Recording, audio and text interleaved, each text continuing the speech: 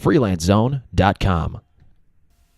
I'm Joe Wallace. And I'm Catherine Tully. And this is freelancezone.com. Today we're talking about social media. Getting started with social media specifically, kind of how to get your feet wet if you have not been participating, or how to set things up if you're just getting started.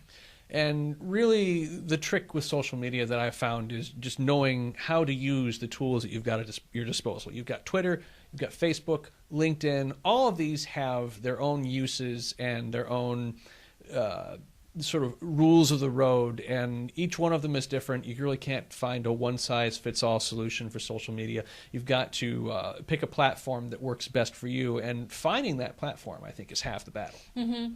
For me, for my dance site, fordancers.org, I get about half my traffic from Facebook and Twitter. So it's an important tool. It's one that you really should be using as a freelancer to drive traffic to your own website or to whatever website you're working on. I think for me, Twitter is really easy to use because you can use it on the go. It's very simple to set up. But there are kind of a lot of little rules and quirks that you have to learn about with Twitter. So that can make it a little hard language-wise. I think that the thing about Twitter is it's deceptively easy to set up and use. And people think because it's so simple and easy that they can just blast things out on Twitter and that it will get the results they're looking for. But really, Twitter, as simple and as seemingly one way as that conversation is, it really is about interaction with the other people in the space. And that 140 character limit that you have makes it feel a lot more like a one-way conversation. And I think that's the hardest thing to get over about Twitter. Yeah, you have to remember you're not going into a room and shouting at people. You're kind of trying to have a conversation and engage with them. So rather than constantly, if you have a book that you want to sell that you're trying to kind of get the word out about, if you post 20 tweets that week about that book, you're not getting your message across because nobody really cares. I mean, you have to kind of, it's like a friendship. You have to cultivate it. You have to get people listening to you and talking with you, and then you can kind of introduce that hard sell as part of the package. You know, this is really oversimplifying things with Twitter a little bit, but I like to use the analogy of a garage sale advertisement. When you see a sign posted in your neighborhood that says garage sale and there's an address, you know, the who cares factor is really high there.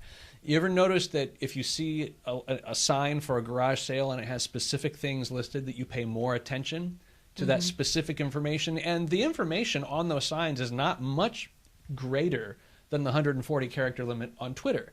And I think that's one of the keys to understanding how to use Twitter is there's a level of detail that you want to get to when you're putting your message out there. You don't want to simply say, I'm here, and expect people to automatically respond to that because they don't care. Right. I mean, you got to give them a reason to care, and part of the reason to care is to be interested in what other people are doing in the space on Twitter.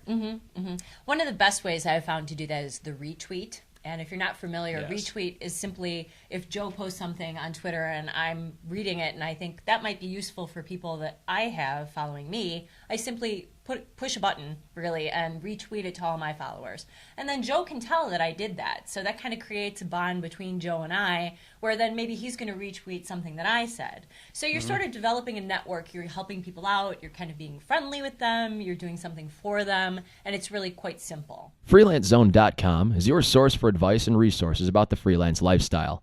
Joe Wallace and Catherine L. Tully started freelancezone.com in 2002 to help freelancers work smarter, not harder.